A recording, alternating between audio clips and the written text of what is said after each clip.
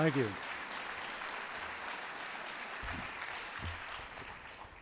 I'm not sure I believe all that stuff.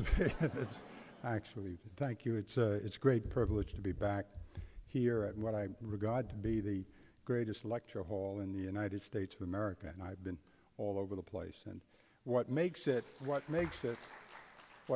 so is the audience. And I'm not trying to get on your good side because I'm going to need a lot of help this evening, but that's not what I'm doing. It's a fact. This is one of the most discerning, the most interested, the most knowledgeable audiences in America.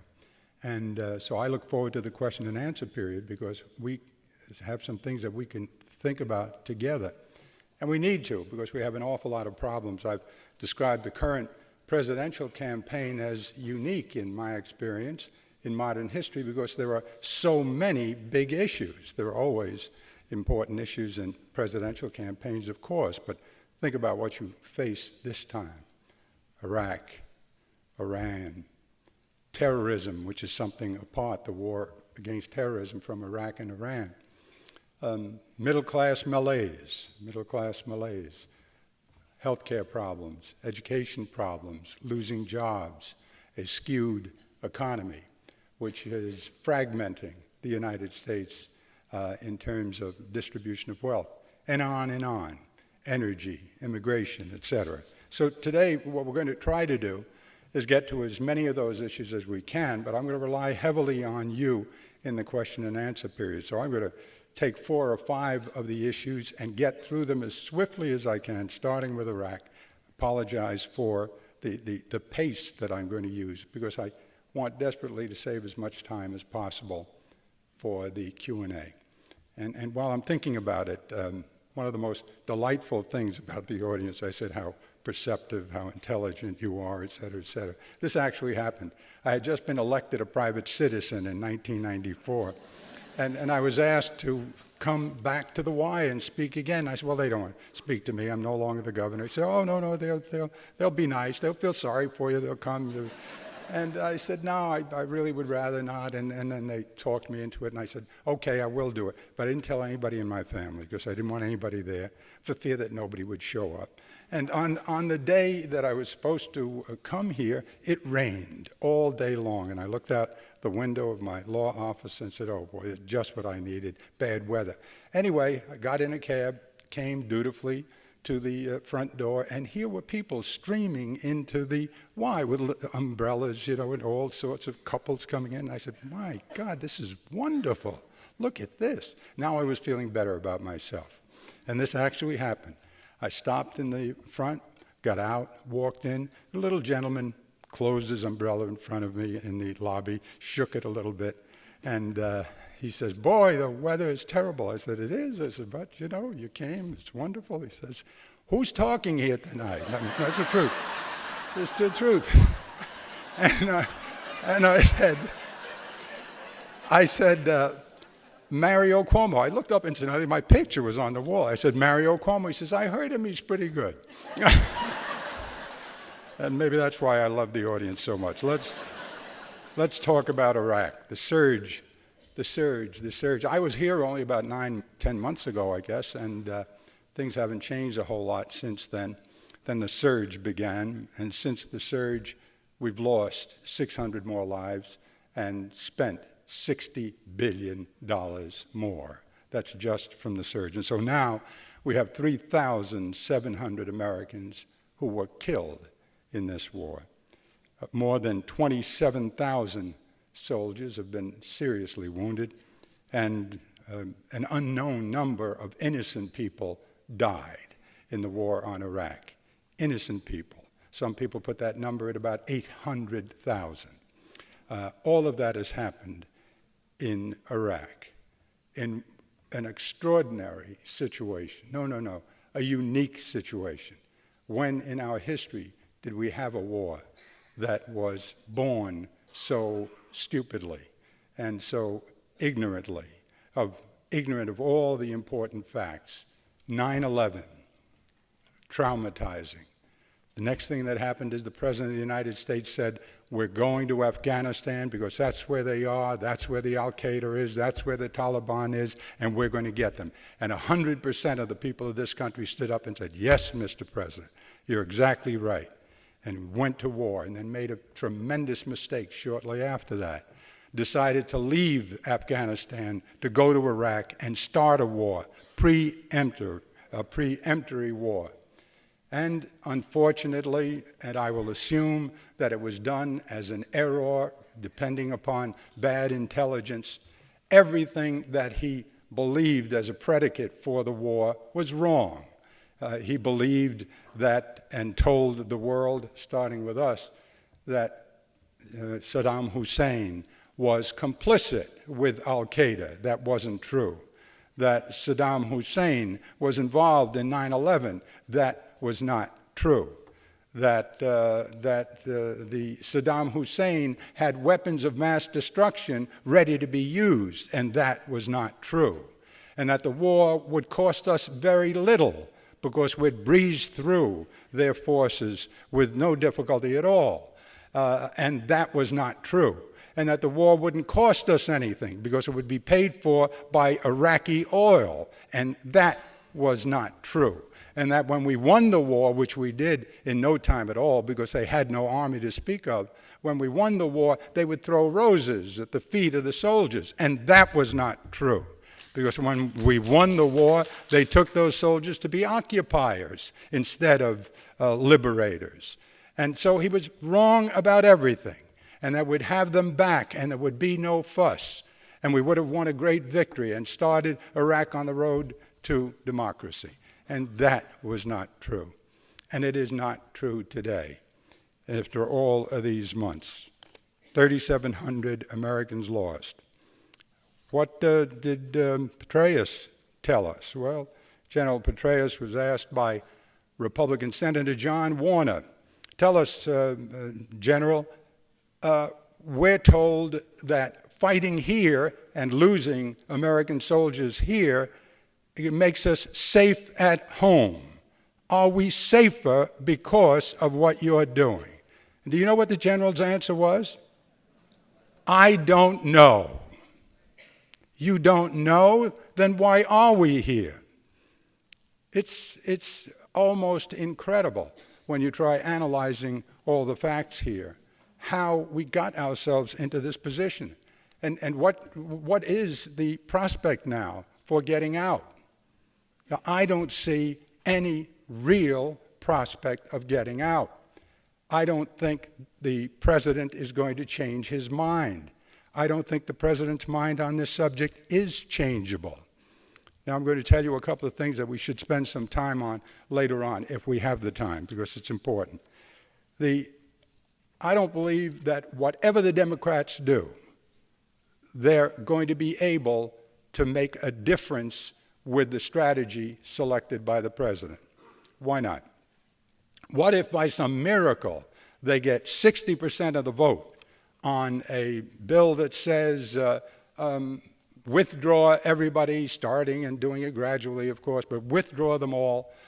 We're not going to send you money. And you get 60 votes, which stops a filibuster, and you get enough votes even to override a veto. Let's say you get 100% of the votes, the Democrats and the Republicans, all saying we want to bring our soldiers home. What would happen? Here's what would happen, believe it or not. The president would say no anyway, and you would say, well, we overrode your veto, and so there's a bill. And he would say, that bill is unconstitutional because you have authorized me to have this war. I am the commander-in-chief. I've told you a dozen times that I say when the war ends. I run the war because I'm the commander-in-chief. You have no authority except to sign the checks I tell you to sign. And then you can argue amongst yourselves, and I'm sure we would, that, oh, no, you're wrong. You can't be right. You're not a monarch. You're just a president. And 100% of the people of the United States, through their representatives, have said you're wrong. And so, of course, and so you'd go to court, right? And what would happen in court? I don't know how many of you understand the principle of political question, but the principle of political question is an invention of the Supreme Court that says if there is a struggle between the two political branches, that's the president and the Congress, if they argue about something important, and certainly war power is the ultimately important issue, if they do, we can step aside and should step aside and let them handle it. What? What if it's a constitutional issue, which is the issue raised by the president? And we'll step aside. Well, but then who's going to tell us what the Constitution says? Nobody. And where does that leave you? In a stalemate. And what happens? That means we continue to die in Iraq and continue to spend money in Iraq. And you know how much money we have spent in Iraq so far? Now think about this when we get to the part of the speech where I say, this is what we need. This is what we need for people who are ill and don't have health care. This is what we need for people who are undereducated and losing their jobs because they don't have a skill level that's required. This is what we need to fix the infrastructure of this country so that the bridges don't fall. This is what we need for Katrina. This is what we need for Homeland Security. And they say there is no money. We can't afford it. Of course we have 47 million people without health care, and that's a disgrace. Of course it is. Of course there are people on Medicare who, Medicare is not a luxury program, as you all know, I'm sure. Of course we have those problems. We simply cannot afford it. Really? Here's what the war has cost us. $10 billion a month. $10 billion a month. My God, $10 billion a month. It's about $600 billion now so far. What's $600 billion? Well, $750 billion is $750 billion. We're getting near $750 billion. How many zeros are there in a trillion? I mean, they go out to the men's room. That's how many zeros there are in a trillion. And wow, a trillion, I can't even conceive of it. Of course you can't. You know what the whole Second World War cost us? The whole Second World War, which I remember so well. I was a kid, but I remember it all, and a lot of you do. Millions of people fighting. Millions, planes, tanks, all the money. Imagine the money, the ships. $3 trillion for the whole war. $3 trillion for the whole war. You're approaching $1 trillion for fighting in Iraq, a war that was supposed to end after a few weeks, with rose petals being thrown at the feet of our soldiers. Think of that. And they tell you we don't have enough money for health care. Well, Petraeus, despite his report, which was really discouraging, I thought, because he didn't really say anything. What did he say? I mean, think about what Petraeus said. He said, well, the incidence of violence is slowed down. Where? In the place where we put all the soldiers. Well, if you put all the soldiers there, of course it went down. What about in the place where you didn't put the soldiers? Over there it's up. Oh. But in the place where we have terrific. Let me get this clear. So if we keep soldiers everywhere in Iraq, there'll be less violence everywhere. Yes. For how long? Well, it takes his comment, he didn't say this in the address, we'll be there for 10 years, really. And then you remember last week, I guess, the president just hinting at Korea. He says, well, just think about Korea when you think about these things. Sometimes you have to hang around for a while. We're still in Korea. We're still in Germany. And these people are thinking in terms of we're still going to be in Iraq 10 or 15 years from now. Just imagine the mess that this has become. Now, what about the president changing his mind? He's not going to change his mind. If he did, and if you did pass a bill, it wouldn't mean a thing because you should have a stalemate. The only thing that will change his mind is an epiphany. But that's a Christian word, that's a real Christian word. And he is, I guess, a Christian. Maybe it could happen. Maybe I'll pray a little extra this weekend. But that's the only thing that would do it, is an epiphany. I don't see any other way. Well, who's that good for politically? Of course, we're in a political year. It's probably not good for the Republicans. Why? Because now it's clear, if I'm right, that there is no real chance of getting this done. It's clear that it's up to the president. And it's clear that all this money is being spent, and all these people are dying, and all this chaos is continuing because of the president who happens to be a Republican. And his Republican supporters who are in the Congress. So it's not good for the Republicans and in the Congress, and it's not good for President Bush politically. But what about the Democrats? I'm not sure it's particularly good for the Democrats either. Why? Because we won, the Democrats, in 2006 with the implicit promise that you elect us and we'll get them back, get the troops back. Now, we didn't say it that clearly, but we indicated it. That's why they voted for us, the people. They wanted the troops withdrawn, and they haven't been withdrawn. And you can say, well, yeah, but the reason for that is the Republicans. Well, look, I didn't vote for you so that you could give me an excuse for not getting anywhere. You've gotten nowhere in the Congress. Net result, the Congress now in the polls is at a popularity level under the president's. Wow, I didn't know that. Yeah, so it's not really good for the Democrats either. Well, then what do you suggest that the Democrats do? Well, one thing is clear, at the very least. I think the people who are winning right now politically or making progress right now are the independents. Why? Because people are disgusted with the Republicans because of the war. They're disappointed with the Democrats, whether they should be or they shouldn't. They're disappointed with the Democrats because we took over the Congress and haven't been able to get anything done and haven't been able to get our bills passed. It's not our fault, but people have a right to say, I'm not interested in your excuses, I'm interested in results. So they're disenchanted with the Democrats, they dislike the Republicans, and so where do you go? Well, I'm an independent, a pox on both their houses. There was a poll in Week magazine, July 27. It's a wonderful magazine, comes out once a week and summarizes things. It had a poll that said the following: 58% of the American people say, I'm not satisfied with the Democrats who are running for president or the Republicans. 58%. 58%. And people are talking about now there should be a real alternative. Now, they always look for alternatives, but I think that is more acute, it's sharper, and it's more real now than it has been. The Democrats, for sure, are not going to be able to win in 2008, going the way they're going now, getting nothing done, and just blaming the Republicans. They were able to win in 2006, the congressional, by blaming the Republicans. See, in that race, it was a kind of seesaw. If you could get the Republicans to go down, you would go up because you're at the other end of the seesaw. And so they pointed out that the Republicans have done this, and they're corrupt, and this problem, and the war, et cetera, and their end of the seesaw went down, and the Democrats went up. They didn't lift themselves. The weight of the failure by the Republicans descending allowed us to ascend. You're not going to win the presidency that way. What are you going to have to do? You're going to have to answer some of the big questions very specifically.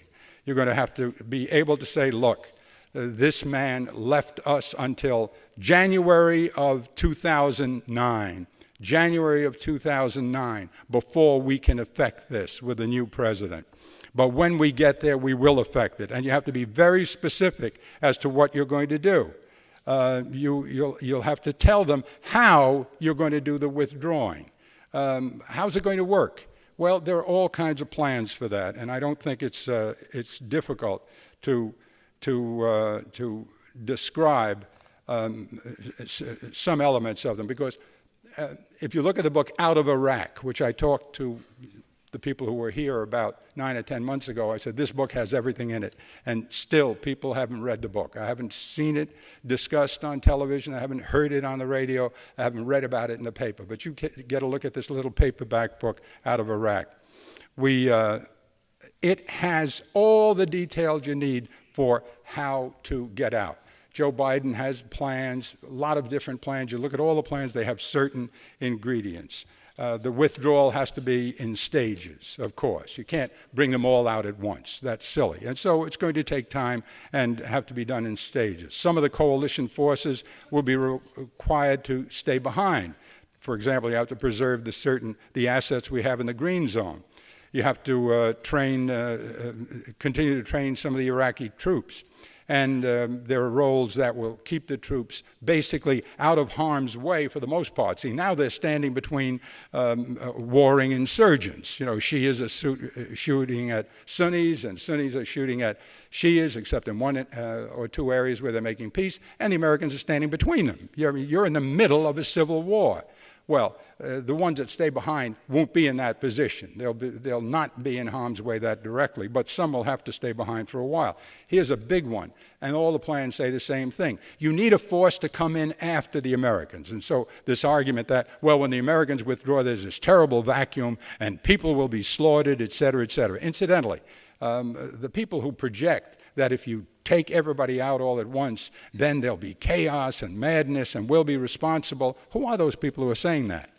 The people who are saying that are the people who are saying we're going to win this war in a walk. It's not going to cost us a lot of money. They're going to throw rose petals at our feet. We're going to use the oil money, etc. All those people who've been wrong forever on everything that we're dealing with are the same people who say that's what's going to happen. Maybe it will, maybe it won't. But to assure, or try to assure that it doesn't, you should have a new force to replace the Americans. And it would be an international force made up to do policing, basically, for the Iraqis, and it would include some United Nations forces. And when you think about Korea, remember the United Nations and who was really doing the fighting in Korea. It would include United Nations forces, but be mostly made up of troops from Muslim countries, preferably Arab Muslims from Saudi Arabia, that's Sunni, Jordan, Yemen, Qatar, Kuwait, Syria, Oman, Bahrain, the United Arab Emirates. Now, what makes you think they would do it? Because they've said they would do it. They can't do it now, the Muslim countries, because you're there. And that's the problem. Because the Muslims say, fed by the jihadists basically, but they say, well, see, it's those Americans, they're the problem, they're occupying our territory, et cetera, et cetera. You have been a provocation there, not a solution, but a provocation. Once we leave and make it clear that we're leaving, then they will be free to put their own troops in to help out the Iraqis, because they want peace in the Middle East themselves. A lot of these are rich oil places. They don't want to get involved in wars, because if you leave them alone, they'll all be Dubai. They'll all make a whole lot of money. And so they're eager to help out. And so you'd have that force.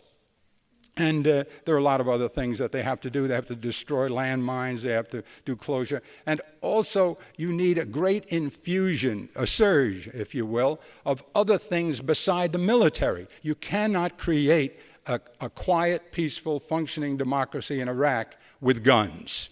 You can't do it with the military. You can stop them from shooting at one another, maybe, but you can't create a smooth-running government until you have a society that can live together.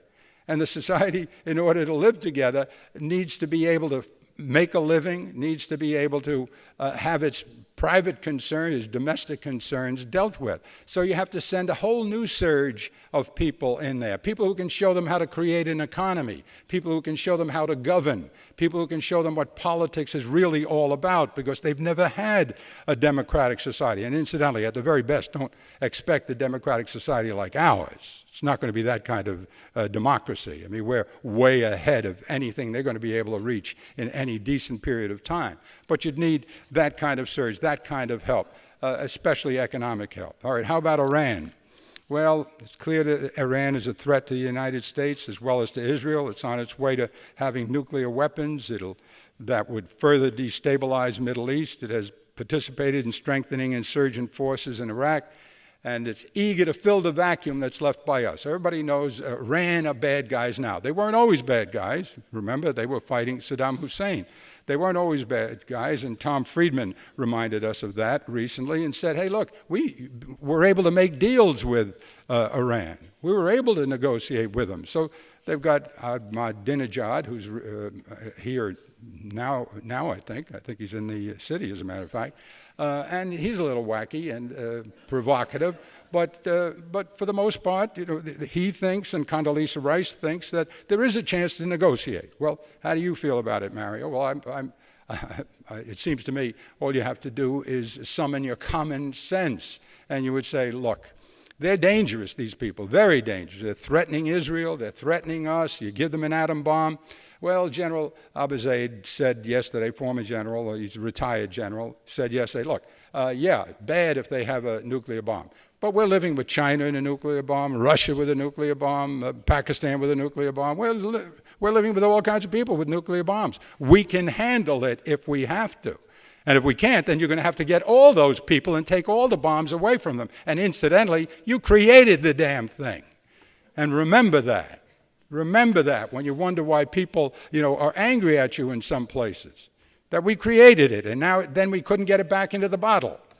And because we couldn't get it back into the bottle, now we have to be in charge of who keeps it and who doesn't. And we have to make sure that only the good guys keep it. And so far, it's working out fairly well. So far, there's enough civility and intelligence left in the world, even in the places we call evil places, where they say we're not dumb enough to use a bomb because they have more bombs than we do, and it will wipe us all out. What we have to worry about, I guess, is a Muslim country filled with jihadists, all of whom believe they're going to go to 72 virgins or whatever it is.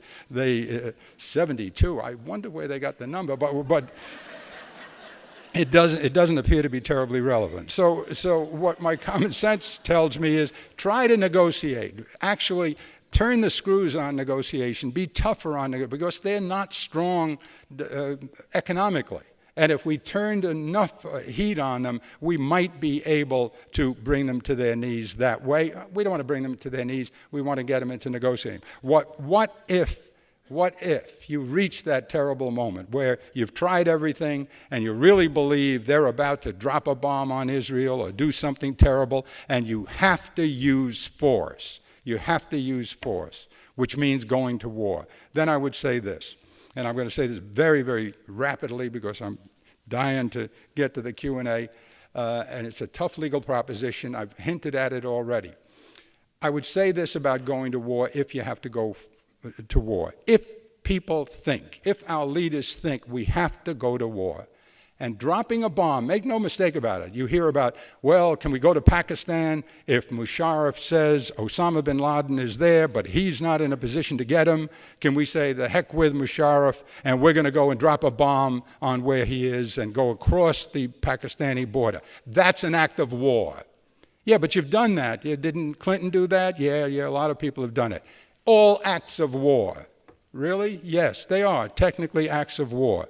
And if you're going to try it in Iran, I would say this. Before you make the same mistake you made in Iraq, and here's the thing you haven't heard discussed. I'm certain you haven't heard it discussed. Before you make the same mistake you made with Iraq, make sure you don't do it with Iran. Because just look at what happened to you in Iraq. And what was the mistake?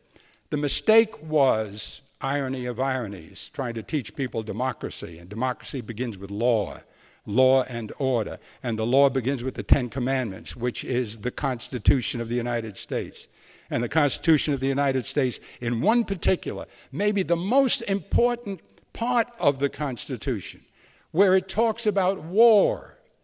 Under what circumstances do you go to war? Under what circumstances do you commit to killing as many of them as you can to save yourself and have your own people die in the process? When they got to that and they had to decide, the Founding Fathers, who would decide that issue? Who would tell us when to go to war? They went to Washington, and Washington told them, well, don't even waste any time on this. There are only two choices, the president or the Congress. He said, God forbid you would choose the president. The president's only one man, one person, one man. It's been ever since Washington, but one person. You can't give it to one person to decide. What if he's a madman? What if he's a megalomaniac? What if he's just stupid? No, I didn't say that. And he says, give it to the Congress. Now, they may be all maniacs and all stupid, but it's not likely that, there's as much chance that give it to the Congress. Why? Because they represent all the people. And say you must have a declaration of war. Declaration, incidentally, is different than a resolution. Declaration means you take it very, very formally. And you're announcing a big, big policy. And certainly this is a big policy, going to war. And so you deliberate, and the people from all over the United States of America contact their representatives and say, yes, do it for this reason, no, do it for this reason. And then you sit and decide whether to declare war. That's how you did the Second World War, the First World War, and all the wars back to the beginning, for the most part. You stopped it and didn't do it in Vietnam, which was an illegal war. It started without a declaration. And all the wars after that have been illegal until now. And people say, well, if that's true, Mario, then why doesn't that kind of eradicate the force of the law? No, no, no, no. You cannot amend the Constitution by persistent evasion of it. What's happened is you had a lot of eager presidents and a lot of timid Congress people. And that's what happened in Iraq. They didn't want to have the obligation to declare the war. And so they let the president do it. And incidentally, those resolutions that they signed, you know, that everybody's arguing about now, Hillary, you did the resolution, etc. The resolution was not a declaration of war by the Congress, which is what the Founding Fathers said you should have. The resolution simply said, under certain circumstances, Mr. President, you may decide to go to war. In other words, the Founding Fathers said, don't let the president do it. The Congress must do it. The Congress said in that case, to the extent that they sent resolutions, okay, we don't want to do it, you may decide. Okay, so that wasn't a declaration of war. It was them surrendering the right to make the judgment and trying to transfer it to the president. But you can't do that. If the Founding Fathers wanted it to be transferable, they would have said, the president or the Congress, you guys make up your mind. They didn't say that. They said we shouldn't have a single person do it. He might make a big mistake. And what the hell was Iraq but the world's biggest mistake? And that you don't want to see that happen again.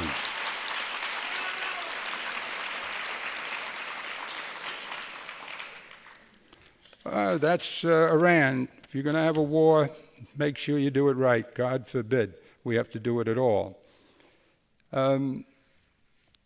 Also, we have to do something. Then you have to talk about how. Now, this is what the Democrats have to do. They have to do all these specifics. I want to talk more about that legal issue later on if you give me the chance, if we don't run out of time. I keep looking at my watch and I don't know when the time's supposed to be up, so somebody there should tell me. But let's talk about the war against terrorism. What happened to the war against terrorism? Anybody know? Where was it? It was in Afghanistan, right? Here's a great story, and don't take my word for it. Get the book by, it'll come to me in a minute. Tommy Franks is in charge of the forces in Afghanistan. And he hears, in the middle of his struggle, which was not going great in Afghanistan after the Taliban and al-Qaeda, but he knows Osama is there, and he knows the al-Qaeda is there, and he knows that the fight there is the right fight to make. And he's told that the president's going to Iraq, or wants to go to Iraq. He said, oh, no, that's all wrong. That's all. He shouldn't go to Iraq. It's too early. We have to finish here. We have to get the al-Qaeda here. We've got them here. They're not in Iraq. They're here. Don't take troops from me and send them there. President didn't listen. Cheney didn't listen. Rumsfeld didn't listen. They didn't want to listen. And later on, Tommy Franks appeared at the convention, said all kinds of nice things about the president. But the truth was he had said that this was a terrible mistake. What's happened since then? Now, we're not doing well in Afghanistan. So you have to go back to Afghanistan. And that means you're going to need some troops. So you're going to take troops home with the withdrawal that we talked about from Iraq, but then some of them you're going to have to send to Afghanistan. Because the Taliban and al-Qaeda have not been defeated. They're still strong. We have to go and finish that job. Now, beyond Afghanistan, you have fanatic jihadists scattered throughout the Middle East and far beyond. As a matter of fact, they're all over the world, it seems. And they're sprinkled among millions of human beings, and they're hidden by those human beings. So they don't have uniforms. They don't come from countries. They're not easily identifiable. Nobody knows that better than we do. And you have to get them. How do you get them? Well, where you do find them in clusters or camps, etc., you have to get those camps. You have to destroy the camps. And if they happen to be in them, you'll probably have to destroy them too. But you have to go out and use your military force to get them. But it's going to take better intelligence than we have now, and we're working on it, to find out where they are. And it needs more collaboration with our allies and negotiation with our enemies where that's appropriate. At the same time, we have to work to win the active support. Remember, let's say there are 1 billion Muslims in the world, right? Muslims are people who believe in Islam, and there are only three theistic religions, and Judaism, number one, Christianity, second, Islam. Say there's 1 billion who believe in Islam and Muhammad and all of that. Jihadists are only the people who call themselves Muslims, and maybe are, but who have decided on killing other people in the name of their religion. That's a small percentage of all the Muslims. But who's paying a price for it? The Muslims everywhere. Because you remember what happened after 9/11. If you saw a guy in a taxi cab driver with a turban on, even if he was a Sikh, which a lot of them were, you figured, oh yeah, and some people got angry and some people even hit some of these people. But we have to work with those 90% to get them involved in helping us deal with the smaller percentage of jihadists, because those jihadists are stigmatizing them. Another thing that has to be done, and here Bush was right, we must join our allies in fighting the economic oppression that makes millions of Muslims vulnerable to seduction by terrorists. What does that mean? That means if you've got a place like the place I was born in, South Jamaica, Queens, where, well, you know what South Jamaica is. I mean, South Jamaica was so tough that you identified yourself by your police precinct. You really did. I just finished telling somebody this outside. They'd come up and ask you, where are you from? 113th precinct. And the guy says, oh. 113th precinct. Oh, okay. All right. Great. Sure. See you. What's your name? And you grumble and walk off. The places where there's a lot of poverty, places where there's desperation in the Middle East, and parts of the Middle East are poorer than any place but parts of southern Africa, where there is that kind of desperation and people can't make a living, etc. I'm not saying that poor people are all killers and James Cagney and White Heat and all of that. Forget about that. That's not true. But it is true that it's easier to seduce those people into doing bad things, the way some of these people are being seduced into it, into jihadism. And so we have to help them with programs like the ones that President Bush thought up, Millennium Challenge and the Arab Partnership. And they were programs that our Secretary of State at the time, Colin Powell, loved. They were liberal, they were progressive, and they were useful, and they didn't fund them. And ironically, the president put those in the defense strategy of 2002, which is the place where he first mentioned preemptive war. You must file the defense strategy every year or couple of years and make it available to the public. And when he started talking about preemptive war, and that same thing, he said you have to fight the economic malaise of these people. In short, we need to try to create a new vision. This is the war on terrorism for the region that promotes peaceful coexistence, encouraged by a well-functioning economy that allows people to earn a good life for themselves and their families. And this will take a combination of military force, intelligence, police power, government programs, economic development support, investments, education, trade, strategic communications, not precipitous, preemptory, poorly prepared, rash wars like the attack on Iraq. And that's what the Democrats have to come to. At the same time, we can't let our foreign policy problems eclipse entirely our many challenges at home. And what are the challenges at home? You know, how much time do we have? He doesn't know either. See, I don't feel so bad. Make it up. Just give me a number. How much time do we have? Okay, all right, great. You'll be here. Okay, great. At the same time, we can't, okay. The economy has fragmented us into a three-tiered democracy with a small but growing number of extravagantly wealthy people, a large majority of workers struggling not to slide back down the economic ladder, and as many as 36 million Americans, including 13 million children, mired in poverty.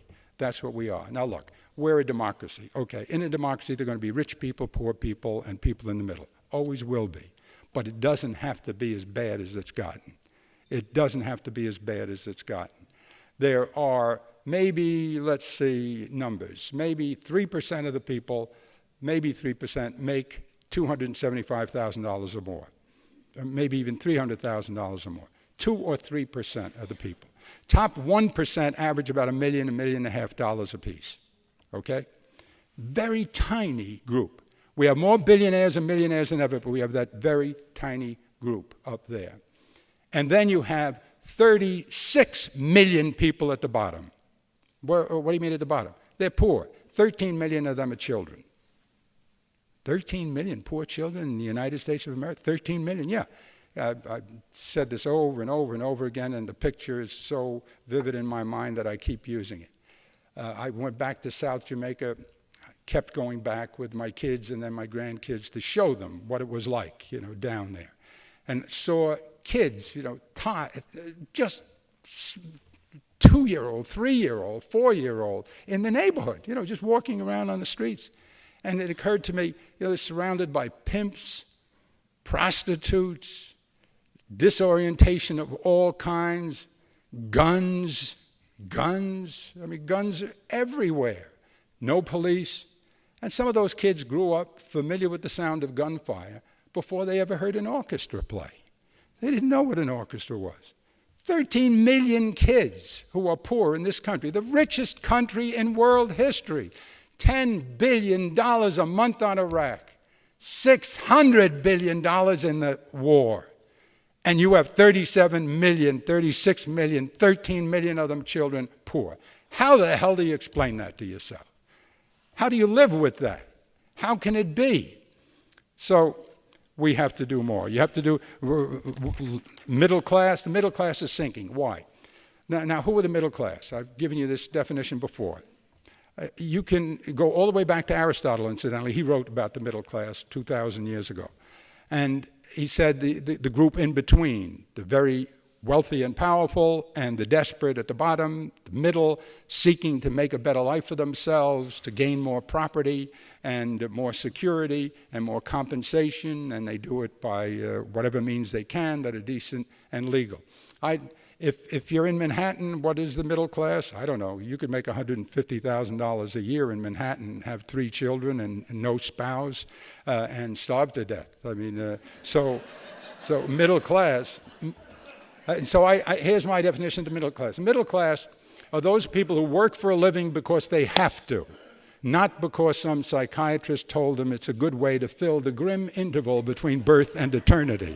You work because you have to.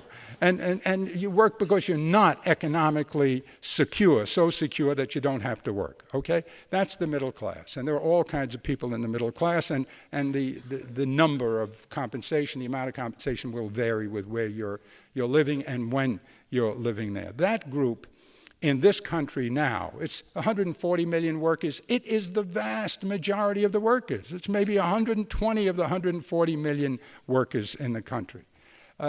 And the price of everything they need most. What do they need most? They need education for skills. They need healthcare.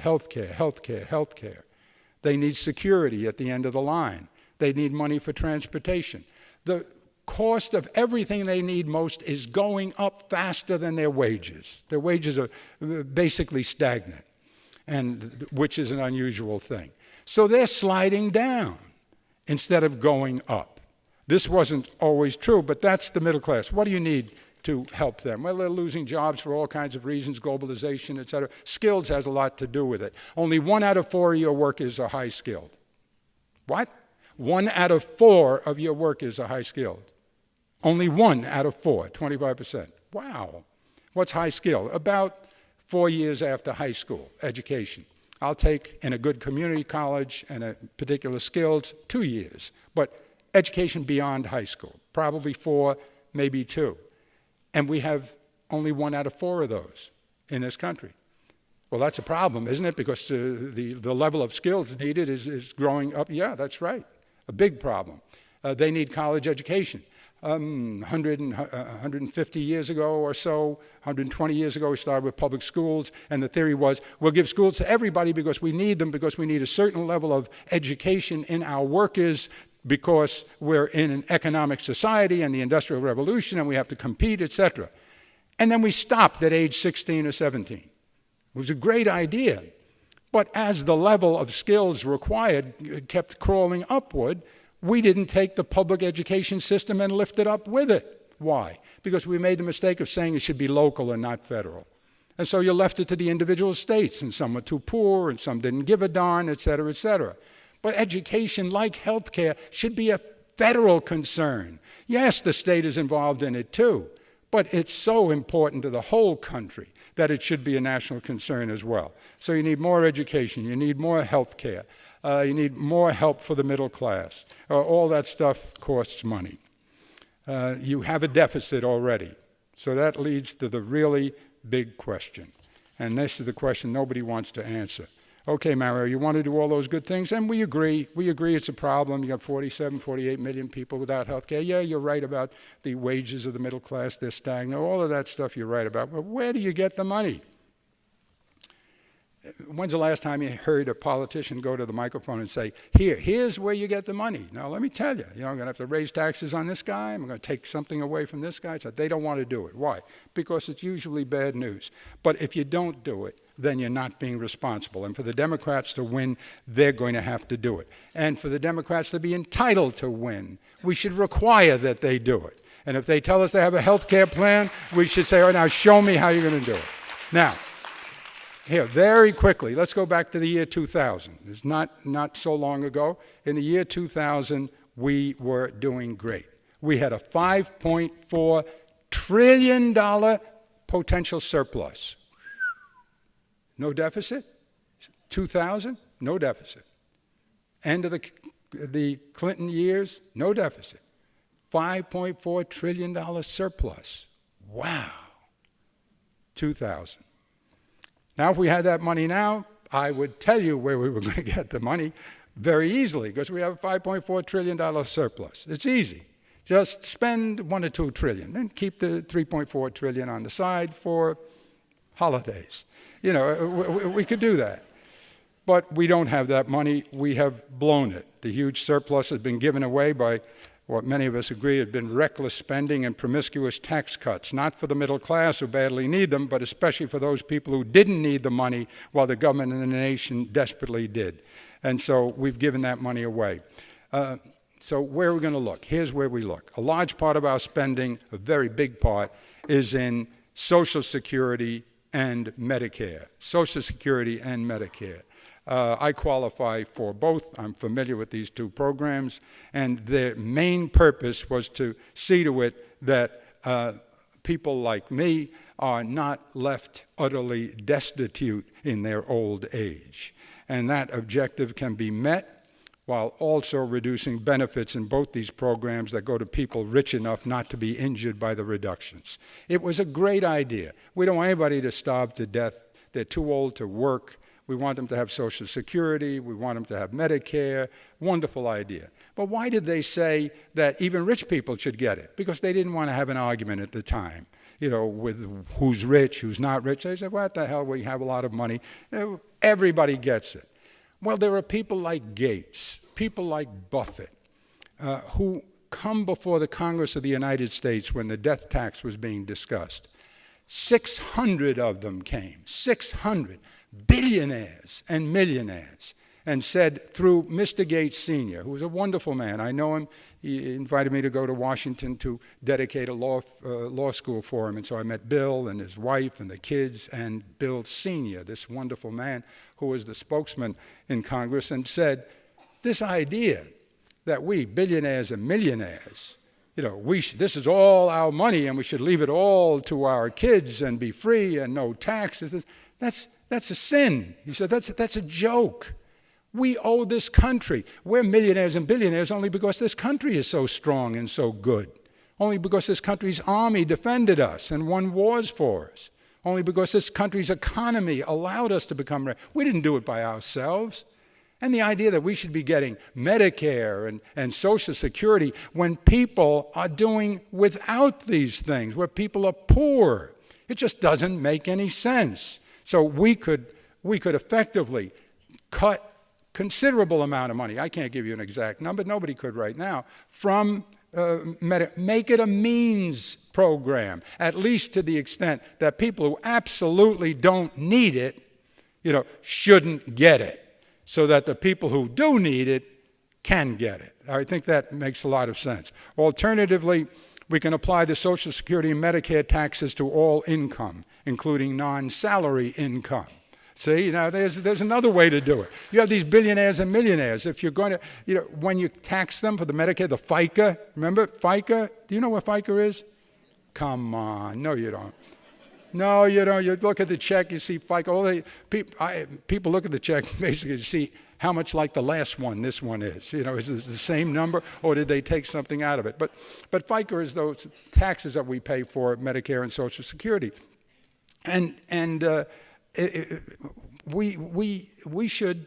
You could get rid of the whole Social Security problem by changing the level of tax. Right now, you stop at about $90,000. After $90,000, a guy gets to be a trillionaire, you don't tax the rest of it. What, are you kidding? That's when you should start taxing it. When it gets to $90,000, keep now double the tax, everything over, certain numbers. So there's a lot of money there. At the same time, we should return to pay-as-you-go. Pay-as-you-go is like what you do at home.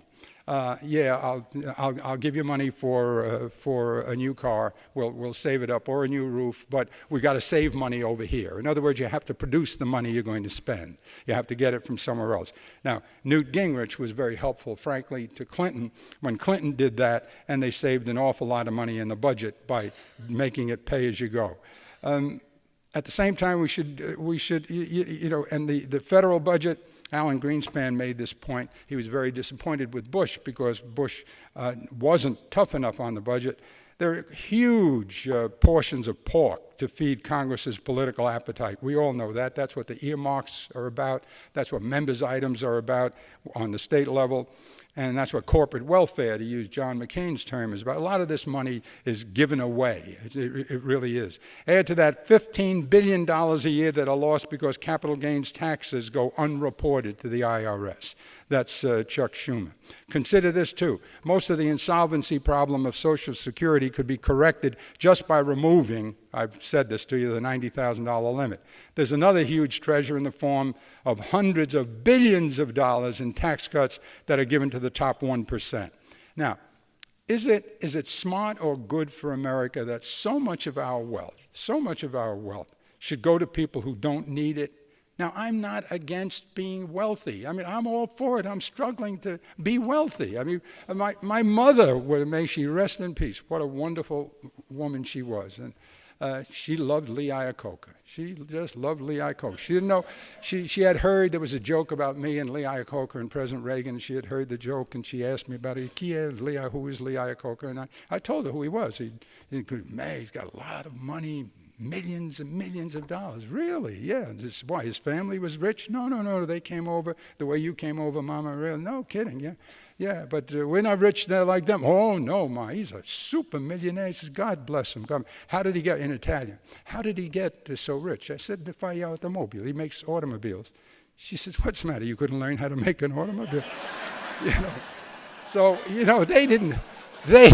they did not come, these wonderful immigrants. They didn't come here to make their children solid middle class, or to avoid poverty. Go for it. The more successful you are, the better. That's very much an American thing, and I'm very much for it. And I'm not for confiscating all the wealth of the wealthy people. Not at all. And I'm going to give you now a good example of how this could work. There is the shibboleth now, and it's a palpable shibboleth, and easy to prove that it is nonsense and a political contrivance. It's maybe the phoniest of all. Some politicians argue that the tax cuts to the rich are needed to keep the economy strong, and that reversing those tax cuts now would weaken the economy. That, if you want to read the latest version, Dick Cheney in the Wall Street Journal, I think today, said that. And the theory is every tax cut is good and every tax increase is bad. That's ridiculous. And it's provably so. Certainly there are situations when tax cuts would be stimulative. And so you cut taxes, and we did in the income tax at the state level. And other situations where tax increases would be retardants to economic growth. So if you increase the tax, it slows down the growth. I did the one and avoided the other aggressively myself as governor. Right now, we can use the examples by President Reagan, first George Bush, and Bill Clinton to our advantage. Now, here's what I'm talking about. I am saying, let's take the cuts that we gave to those rich people, 1%, they average $1.5 million, they don't need it, let's take it back because we need it for all the things we've mentioned, not to mention the war. Leaving the war aside, we need it for all the things that the country needs, healthcare, et cetera, et cetera. Here's what happened with Ronald Reagan. And nobody seems to know this story but me. Why? Because I was a governor, and it affected me a great deal. I was a governor starting in 82. I won 83. Reagan won in 80. He started in 81. And he started with huge tax cuts, and he's still known for his tax. Incidentally, I loved him. I loved Ronald Reagan, despite the fact he thought I was Lee Iacocca when he first met me. And that was the joke. No, that was the joke.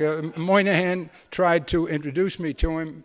Nobody knew who I was. They didn't know how to spell my name. I won by accident over Koch, and Ed kept mispronouncing my name, so that everybody had me. And so the president certainly didn't know me, Reagan, and he went to introduce me to him, and Reagan cocked his head and said, because he was trying to say this, I want to introduce you to, before he could get my name out of his mouth, President Reagan blew him away and said, oh, you don't have to introduce us. I know Lee Iacocca well. That's the eyes on it too. And I've told the story over and over. For one terrible moment, it came seething from the furthest recesses of my psyche, you know, the inevitable response to something like that if you're a kid from Queens. But I got to the tip of my tongue and I bit it and spat it out. I was going to say, I know, Mr. President, to some people we all look alike. But I didn't say it. And I told that joke with him listening. I was at the mic just as I am now, and Matilda was sitting next to him at the gridiron dinner, and you know, the Democrats make fun of the Republicans make fun, and then the president gets up and makes fun of everybody. It's a wonderful affair. And the president turned to Matilda and says, never happened. And I looked down and I said, yes, it did, Mr. President. And the president said, maybe it did. And it did. So he was a lovely man, a lovely, lovely man. And he did cut the taxes a lot. Big tax cut. And he's known for that, okay? His program was, remember, here's what I'm going to do to solve the malaise that Jimmy Carter left behind. I'm going to give us a real shot. I'm going to cut the taxes. That will excite the economy terrifically. I'm also going to give more money to the defense budget. I'm going to build a pile of missiles so high that the Russians are going to see it, the Ruskies, he called them, and they're going to, Soviet Union, the Ruskies are going to surrender. And so I'm going to spend a lot of money on the military, and I'm going to cut your taxes, and we're really going to go for broke. And then an accountant put his hand up and says, well, if you're going to cut the taxes a lot, that's less money coming in, yeah. And you're going to spend more on the military budget, more money going out, yeah. He says, how do you balance the budget? You have to balance the budget, right? You know, we'll balance the budget in 3 years. Why? The magic of supply side. What is the magic of supply side? The magic of supply side is when you cut the taxes of the investors, they get so delighted at the new amounts of money they can make by investing that they invest more and more money. And as they invest more and more money, the wheels of the economy start spinning faster and faster and faster. And they produce so much that in 3 years you get back all the money you gave to them, plus more. Really? Why don't you cut the taxes to zero and then everybody would be wealthy? Why didn't you do that? Oh, no, well, no, there were limits. Oh, I see. So that's the magic of supply side. Yeah. Reagan was off by $2 trillion. He created the biggest deficit in debt in American history until recently when Bush broke the record for deficit and debt. Now, this is the truth. How did he cure that? He raised taxes 7 times. And the last times on the top, the people at the top, about $99 billion worth. Ronald Reagan raised taxes 7 times, including the Social Security tax for workers and employers alike. And $99 billion, because the deficit was so big he had to manage it. And he was followed by George Bush, who incidentally, George Bush I, had run against Reagan in the primaries, and when Reagan introduced the magic of supply side idea, he said, Bush did, that's voodoo economics. He was right, but he married the witch doctor, and so he got caught up in the whole thing. And then he started his presidency, read my lips, I will not raise the taxes. But the deficit was so big, he had to raise the taxes. On who? On the people at the top. How much? About $90 billion. And he took the rate, which Reagan had reduced, and pushed it up higher, over 30%. Wow. They raised both of them, son of a gun. Then Clinton came. And in his first year, he raised taxes on who? At people at the top. How much? About $100 billion. Wow. And what happened? Because if the shibboleth were not a shibboleth, this would mean that the economy would tank, right? Here's what you got. The 8 best years in history, growth.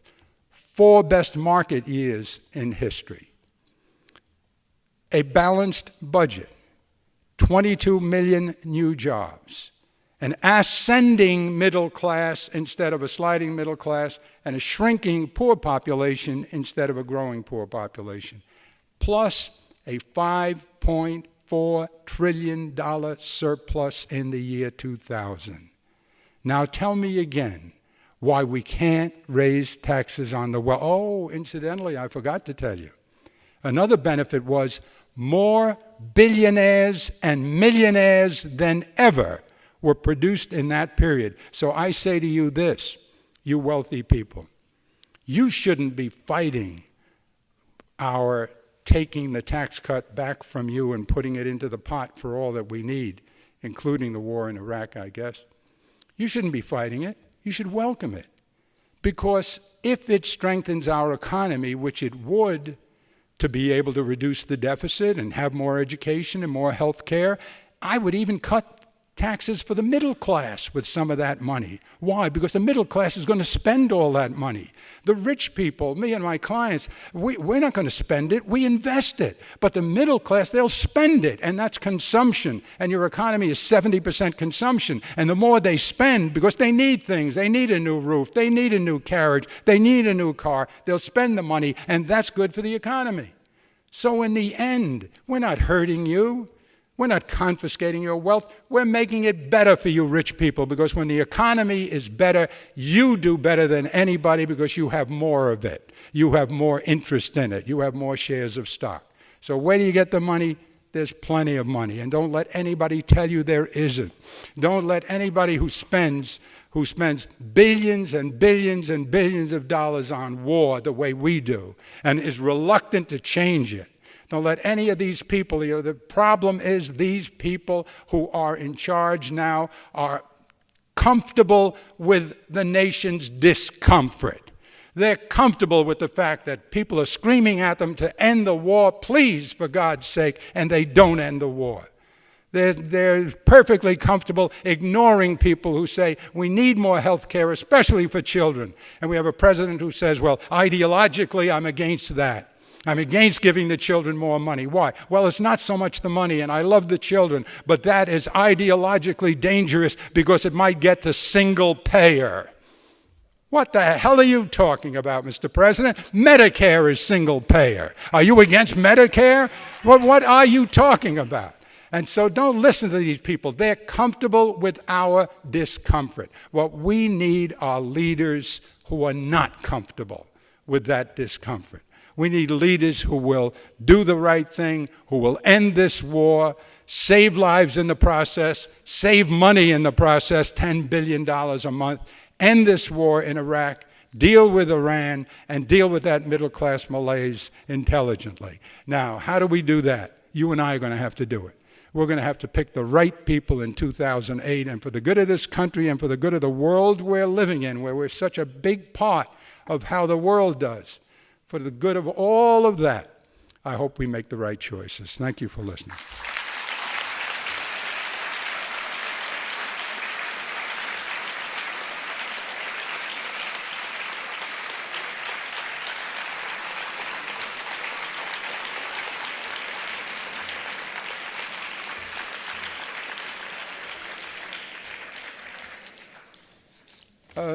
Anybody want to stop me by shouting out a question? Because I haven't read these yet.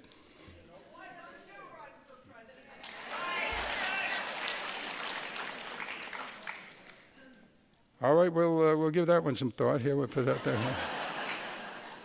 Who would you support in the presidential election, and who would you support, and why would you support that person? We'll put that one in here. What are the chances for impeachment? What key pitfalls should the top 3 presidential candidates avoid to enhance their chance for success? Why can't Congress stop funding Iraq by simply filibustering any war spending bill? Well, I told you that what would happen. Incidentally, who's going to stop the president from spending money? Let's say that they didn't vote for the spending of the money. What makes you think he'd stop spending it? We're spending at a deficit level anyway, right? So, that's not going to do it. Nothing's going to do it, unfortunately. Pardon me?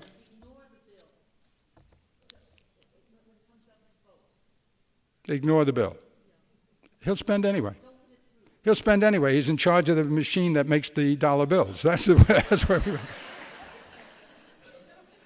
Is the nation of a national health care plan that will actually, given that the GNP of Iraq is only 20 to 30 billion annually, would spending billions in rebuilding Iraq's infrastructure be a good start? Similar approach to Lincoln's attitude toward the South from a former student. We are spending, we have 100 bases in Iraq already, 100 bases, military bases, and a lot of those we're going to leave behind. And we have done, we are doing a lot of reconstruction work now, and part of all the withdrawal plans that I read to you that come out of that book, Out of Iraq and Other Places, insist on heavy investment in reconstruction, yes, and in infrastructure. The same is true, incidentally, you also have to deal with Israel, which is another thing the Democrats have to be clear on. Israel and Palestine. Bush ran away from Israel for 6 years. I mean, he came up with a plan and said, look, if you can get Arafat to get rid of the terrorists and Arafat can be converted into a same guy, then come back and see me. Well, if we could have done that with Arafat, who needed you? So, but we have to go back and try to do something with Israel and the Palestinians. You have to make a settlement there because that's another, first of all, Israel's in great danger. The Palestinians are in great pain. And that should be enough for it, but also it's a provocation when it comes to terrorism. What is the appropriate solution for the I can't read the word, where were you on 9/11, and what was your first thought about the meaning of the attack for America? Or let me start answering these. 9/11, I was walking down the street, I had gotten to Park Avenue, and I was with another lawyer from my office, and a man ran up to me, and he seemed dazed or drunk, but it was early in the morning, and he said, Gov, he recognized me. He says, Gov, plane hit the building or something. And the guy with me, he says, gee, does that happen to you a lot, Gov? And I said, well, maybe some. No, really. And then we took a few more steps, and a woman came up and said, a second plane. We stopped and chatted a bit, and a woman came up and said, a second plane hit, and then we walked, I guess it was Park Avenue, and we could see everything going on. So where was I? It was on television the next morning, I guess, Diane Sawyer, and said something that I got killed for, really killed. Diane says, well, you had an office in the World Trade Center in 1993 when they tried to blow that up. Didn't you ever? Yes, we had an office up on the 50th floor, et cetera. And said, well, she says, did we learn anything after that? I said, well, I don't know, but I suspect from what I'm hearing, et cetera, that we didn't learn enough about intelligence. We got the guys who did that, but still our intelligence was bad, or this wouldn't have happened, et cetera.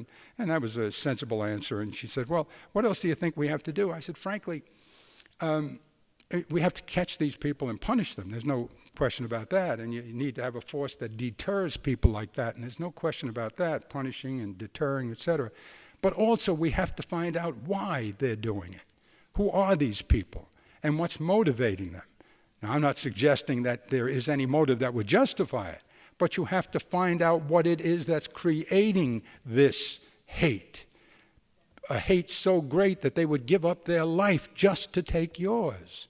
And you have to get to the source of it. Whoa, I got murdered. I mean, I got phone calls to the office and people stopping you on the street. Jesus, how dare you?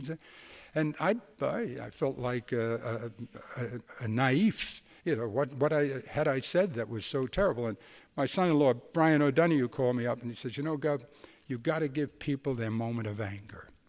And what you're saying is reasonable, but this isn't the time for that. This is the time for, we'll get the bums. We're going to get them, And indeed, that was the reaction we had when the president, and I think correctly, when the president said, we're going to Afghanistan. Where were you on 9/11? That's it. Do you think Bloomberg will be the independent candidate? If he runs, will he be a good president? This is very interesting, Bloomberg. As a matter of fact, I don't know if I'm allowed to mention Cooper Union. Cooper Union's having a lecture series on the presidency, and it's free and on September 25th, we're going to have, and I'm involved in it. We've had John Edwards. I debated Gingrich there, and we always get 900 people because they wait for tickets in the afternoon. Everything's free, first come, first serve. And we're going to have Bloomberg there, and he's going to be questioned by Tom Brokaw for about an hour. And it should be interesting. Here's how I feel about the independent thing. I gave you the poll that says that a lot of people are thinking independent. There was a veteran from Vietnam, from Iraq, two of them, as a matter of fact, on the Diane Williams show last Sunday morning, and they both said the same thing about veterans or people who were fighting in Iraq. Says, how do they feel about the politics? Who are they going to vote for? And both of them said the same thing. It's a pox on both their houses. They say the Republicans, they got us into the mess, and the president's a president. They're all loyal to the president because he's their commander-in-chief. But, the idea of the war, they're not so strong on, no matter what else you hear. And the Democrats, they've let them down. They haven't done anything for them. So they're thinking like independents. There are always independents, but I think there are going to be more independents this time.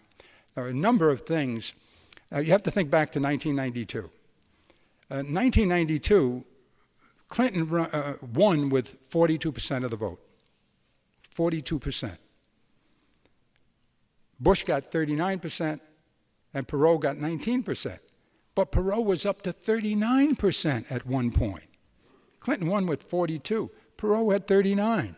And there was no great feeling as I look back at 92, and I was very much involved in it because people thought I was going to be a candidate, et cetera, and I wasn't. I wound up nominating Bill Clinton at Madison Square Garden, so I remember it well. People weren't thinking the way they are now about a pox on both your houses. You had a sitting president, Bush, who had won the war in Kuwait, and got a lot of points for that.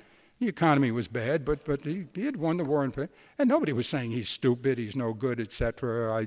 I'm not interested in him. And you had the attractive, dashing, smart Bill Clinton.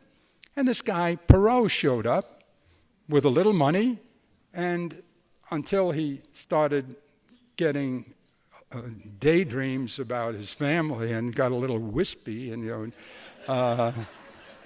but he was at 39 and then went down to 19. So this is a different moment. This thing will be decided by February at the primary level. It will probably be Hillary Clinton, maybe even Hillary against Rudy. Right now, that's what it would be. If you stopped and froze the picture now, it would be Hillary against Rudy Giuliani. It's conceivable that Hillary or Edwards or Obama against Giuliani or Romney or McCain, that a lot of people in the country would say, I need something else. I need something more. I want another choice. In addition to these, I want another choice. Now, since it's going to be over so early in February, you have from February to November now to introduce a new candidate, Chuck Hagel. Chuck Hagel and Bloomberg. Bloomberg and Chuck Hagel. Al Gore. So anybody. You have from February until November. That's never happened before. With Bloomberg, he has $500 million, I think he said, that he could spend on a campaign. $500 million? That's a nice campaign. Boy, oh boy. I mean, you could stay home and win with $500 million. So, I mean, that's another thing in his favor. Another thing is, Giuliani was at 40% in the polls just before 9/11. He was at 40% in the polls. Then he did the 4 days in 9/11, and he became an icon. Wonderful, and he was great. Mike is at 72%. Giuliani says that one of his attributes is he was a fantastic mayor and solved a lot of our problems. But then how come you're at 40%? And if you were a fantastic mayor and you only got 40%, who is this guy who got 72? He must be Superman. So he's got a lot of things going for him. His own position is he's not running. And I'm sure he's a truth teller. He's not running. But he wants to be a voice in the campaign all the way. I think that's very, very good. As a matter of fact, it's perfect, because if he's not pursuing it for his own individual purposes, then he'll be more credible to the population. Right? He's just there. He's not kibitzing. He's there. He's smart. He's a good mayor. He's not looking for anything except a stronger America. And I think he's going to be a big player no matter what happens. Could he win? Hey, could he win? I couldn't win against Koch. Reagan could never be president. Clinton couldn't possibly win with all the problems he had. The more I think about it, the guys who can't win are the ones who win. Where is the Supreme Court in the next 15 months? Let me tell you about that legal issue, okay? Please, go do your book. Go home. Do it on the computer. Just check me. Do the Constitution. Constitution. All right, that's easy. Just Google Constitution. Article 1, Section 8. Article 1, Section 8. What does it say? Powers of the Congress. The power to declare war, period. That's it. Look at that. This is an illegal war. That's a very important point. Very important. It's too late, apparently, to do anything about it now. It shouldn't be. And the second thing that you should look up, and you don't have to be a lawyer, political question, Supreme Court political question. And what an absurd thing that is, that the Supreme Court, that's there in order to tell us what the Constitution means. Now you have the most important question you could face. Should we go to war? And who will tell us, yay or nay? And the Supreme Court says it's a political question. We don't deal with that. It's not in the Constitution anyway. Just read those things. Suppose there were William and Saddam or weapons of mass destruction, and Saddam did have a relationship with bin Laden. How would this war look like today? Suppose there were weapons of mass destruction and Saddam did have a relationship with bin Laden. How would this war look like today? I don't know. I don't think it would be any different, to be honest with you. We're still there. We're still getting killed. We're still a far way from helping them create a civil society that's really civil. What the whole purpose was to allow them to create a democracy. And we haven't done that. We're not even getting close to doing that. They're further apart now than they ever have been. Why? Well, because Saddam Hussein, I mean, they were potentially at one another's throats for all the years that Saddam Hussein was their dictator leader, and he just forced peace by savaging the Shias and protecting the Sunnis and making the Ba'athist Party out of the Sunnis. So they weren't able to kill one another in that period. And now he's gone, and they're free to be killing themselves, and they are. And we haven't given them any rationale to stop hating one another, because we just haven't done anything. So whether we had been with bin Laden and whether he had known bin Laden and been complicit, we'd still be in the same position we are now. Whatever.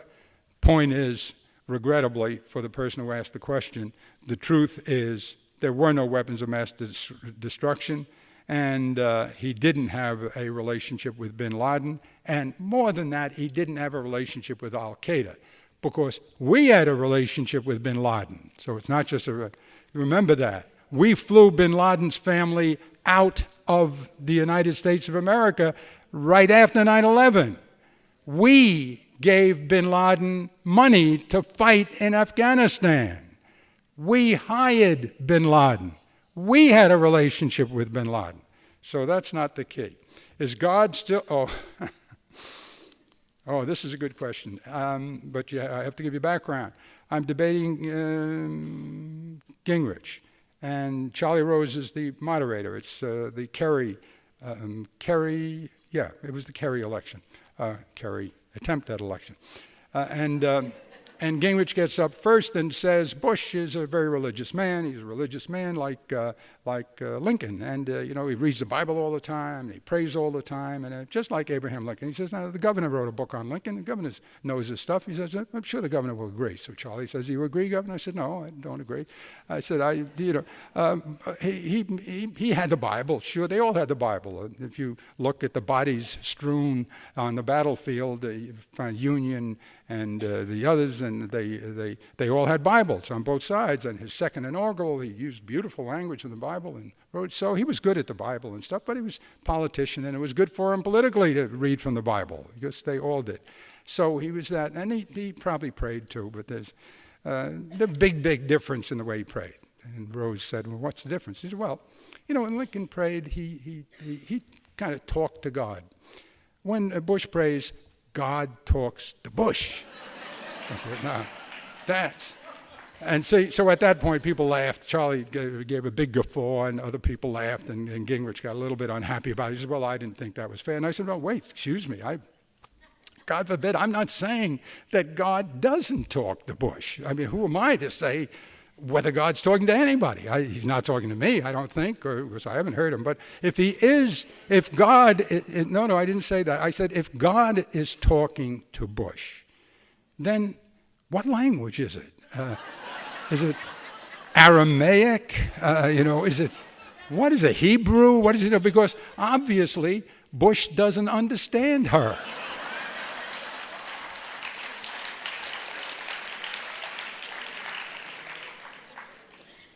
Would you like to be the independent candidate?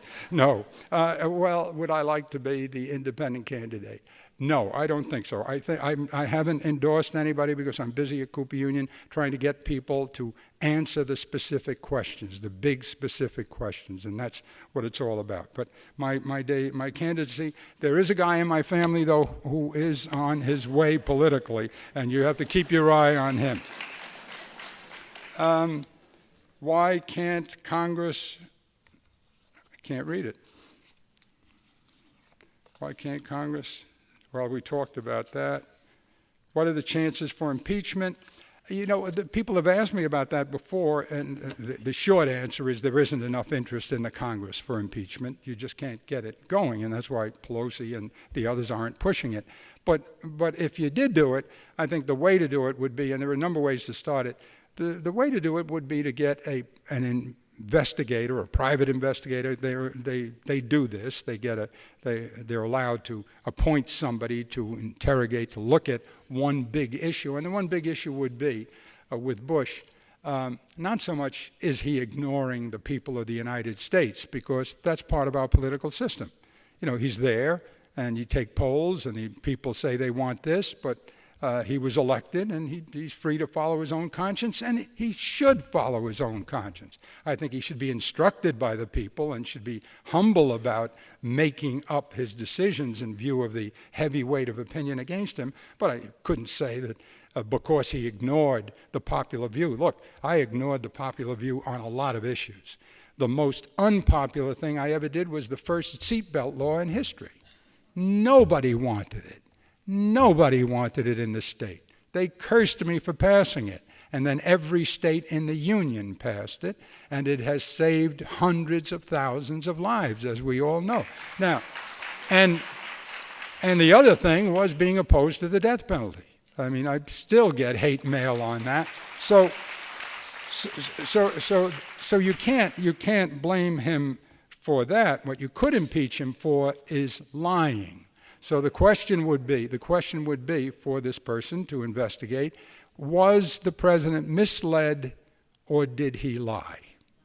And that would be a valid issue. And I think the people would feel a lot better if you could have an inquiry into that and get an answer.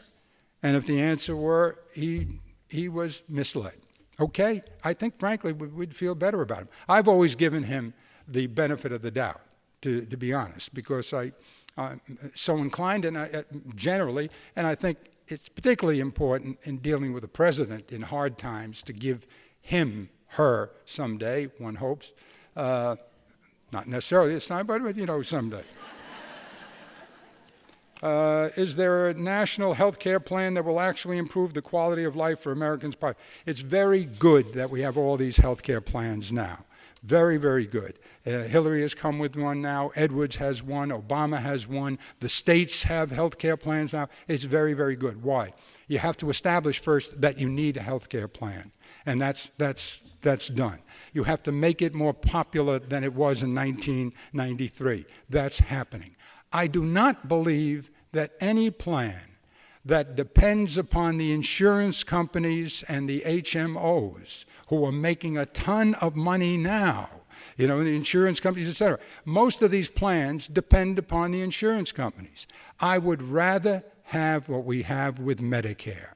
Medicare's overhead is lower. Medicare is a terrifically efficient program compared to all the private programs.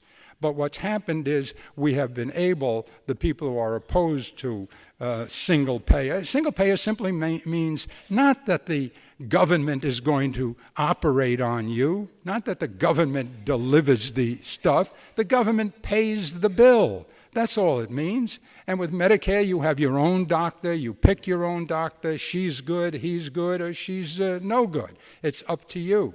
And the same would be true with a general health care plan. Look at France. France has a terrific plan. And even Great Britain, and they talk about long waits in Canada. Yeah, we know all about the Canadian experience if you're a New Yorker, because they come down to Buffalo, to Roswell Park, to get operated on there. But it's not nearly as bad as it's said to be, and it's much, much cheaper. Because you don't have to pay all the big salaries to all those people. You don't have to pay the profit that they get. You don't have to pay for the lobbying that they do, all the money that gets spent by these insurance companies and HMOs who are looking for the business. So the best answer is single payer. You cannot get it now, and I'm a realist about these things. Why? Because they have hurt us by saying it's socialized medicine. And you say socialized medicine, everybody says, ooh. And then you say to them in debates, which I do all the time, but it's Medicare. And then they say, no, it's not. He's full of baloney. It's not Medicare. Medicare is not socialized. Medicare is good. Public schools are socialized education, right? Why? Because the government pays for them. No kidding. The highways. The federal government pays for them. We got socialized highways. And your cars are not blowing up. So... Is the nation or national, that's health care. Given that the GNP of Iraq is only till we did that, what's the appropriate solution for the immigration issue? Invite me back. Where